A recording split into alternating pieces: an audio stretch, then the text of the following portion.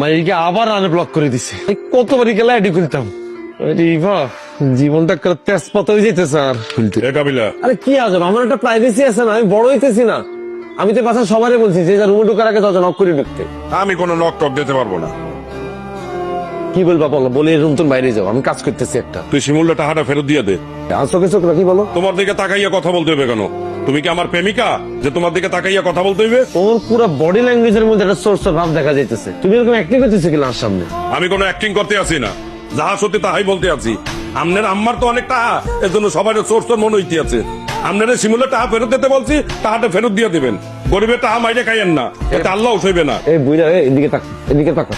পেন্সিলটাতে বুড়োটা একদম ফুটা করে দিও। শিমুলটার মতো হলা, তোর একটা বুঝ দিছে, তুই বুঝতে আরে বুঝাতে এসছিস কেন? তোর তো উচিত আসলে শিমুলটা কয়ে রে, টাকাটা তুই কই থেকে পাইলি? তোর তো উচিত শিমুলের শাসনটা করা, নাকি টেয়ার বাগলো বিহিকাত তোর শতাঙ্গ নায়িকার বয়স হয়েছে এখন পর্যন্ত সম্মান হলো, বিবেক হইলো কোনো।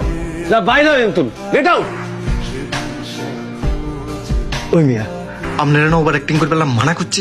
আমি ওভার অ্যাক্টিং করে তো ধরা ঢাকাইছেন। সামরা, তুই তো বলছো ডাক করে কথা বলতে। টাট করে কইছি বলে আপনি কাবিলা বাড়ি দাঁড়িয়ে দিয়ে দিবেন নি। সামরা, কাবিলা তো একসে চালাক, মিথ্যা কথা বললে বুঝে যায়। মিয়া, আপনি মাথায় না এক ফুটা বুদ্ধি নেই। ওর দ্বারা একটা বুদ্ধি আছে। কি বুদ্ধি? কাবিলার দ্বারা কাইন্দে যে এখন বলি যে কাবিলা, ওই শিমুলের টাকা দিছে, একটু টাকাগুলো ফেরত দিয়ে দাও। আপনি কাবিলা ভাইয়ের কাছে কাইনলে কাবিলা ভাই আপনাকে তো মারবো লগে আরও মারবো। মিয়া, আপনি না একটা বোধ হয়, এই কারণে আপনি ঢাকা উড়ে গেছেন।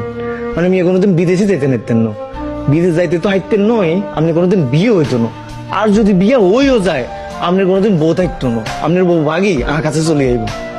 এ শিমুলে, তুই কি বললা?